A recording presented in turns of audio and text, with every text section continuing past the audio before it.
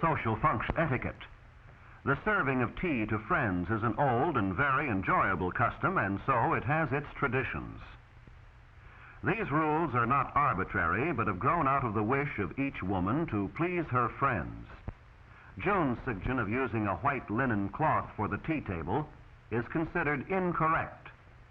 A lace cloth or an embroidered cloth or one of Italian cutwork is preferable in that it is better suited to the type of occasion. A fine cloth, something that your friends can enjoy. You show your politeness by offering your guests every consideration. The cloth is spread with care so that it is smooth and hangs evenly at the sides.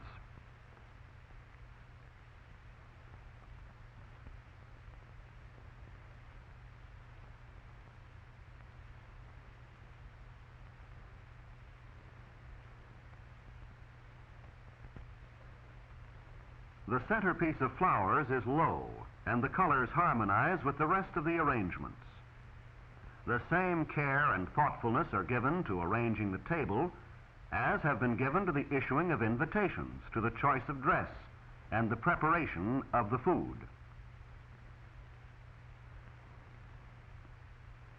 June isn't sure what type of candelabra should be used, but she is reminded that candles should not be placed on the table at all unless they are to be lighted and used as the principal light. Since this is her intention, candelabra are chosen which are not too high and which will hold enough candles to furnish sufficient light. The candelabra are then placed where they will light the table and yet not interfere with the serving. The placement is exact and symmetrical, giving a feeling of balance in the design of the arrangements. Exactness in details helps tremendously in giving the final impression of perfection.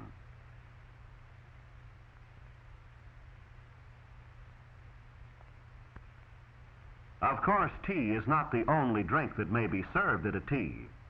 Coffee may be offered or punch, and the service need not be of silver. Chinaware may be used. In the placing of the tea sets, the first requirement is the very practical one of putting things where they may be reached and used with ease. The rules of etiquette are, in this sense, always practical and logical. The reason behind each rule is not hard to find. You are treating others as you would want them to treat you. The pourer will have the tea urn conveniently at her right, the cream and sugar at her left. The convenience of the guest who will pour the tea is kept in mind in the placing of the cups, too. June isn't just sure where the cups should go, but by putting herself in the pourer's place and starting to pour, she easily finds the most logical location for the cups, at the right. The rules of etiquette are always based on practicality and consideration for others. June should not put her hand into a cup from which someone else will drink. She shouldn't stack the cups so they might topple. At the most, cups should be stacked only too high, or, better yet, not stacked at all. These are simple matters, but they avoid accidents and embarrassment.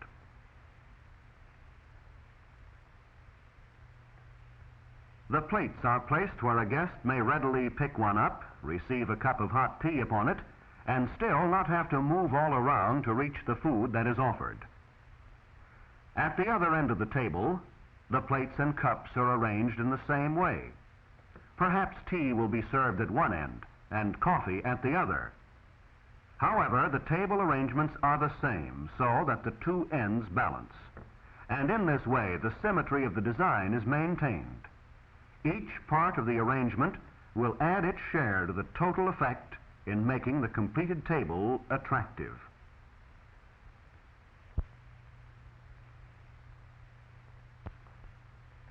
The next problem June is concerned with is the placing of the spoons and napkins.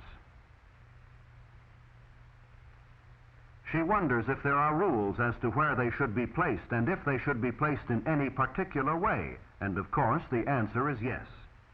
They should not be stacked or piled up, but be placed singly and staggered for ease in picking them up. The napkins that have been selected are small tea napkins which match the tablecloth, and their arrangement this way adds to the attractive appearance of the whole table. As the arrangements take shape, we see that we are being guided by two principles. One is the practical concern of serving food and drink. The other is a matter of showing consideration for our guests. On one hand, we want our guests to enjoy their sandwiches and tea without letting the serving interfere with their conversation and enjoyment of one another's company.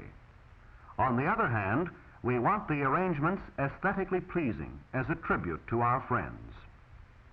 The candles, straight and firmly fixed, will give an intimate light, a warm and friendly tone.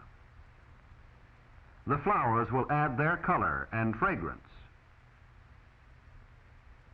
The food also will be dainty, bite-sized sandwiches and cakes that are pleasing to the eye as well as to the taste. The plates of food are well filled, but not overflowing. It is a simple matter to bring another plate when one of these is emptied, or to replenish one of the small dishes of nuts or candies. And now that our table arrangement is almost complete, we may begin to check ourselves to see that everything is in readiness and in proper order. As the guests arrive and see the table, will their first impression be one of orderliness, simplicity, and good taste? Will they then notice that the arrangement is also practical and efficient, nothing omitted, such as slices of lemon for those who prefer it to cream and sugar? May we now be assured that each guest can, with the greatest of convenience and without interrupting her conversation with friends, step to the table, take up a napkin, plate, and spoon, accept a cup of tea from the pourer, chat as she moves along the table, helping herself to lemon, to the nuts or candies, then to the sandwiches or cakes. And can't we be sure that she will enjoy the flowers and the candles, appreciate a fine cloth and nice napkins? Yet through correctness in such things as proper table arrangements, that we show our courtesy, good taste, and friendliness.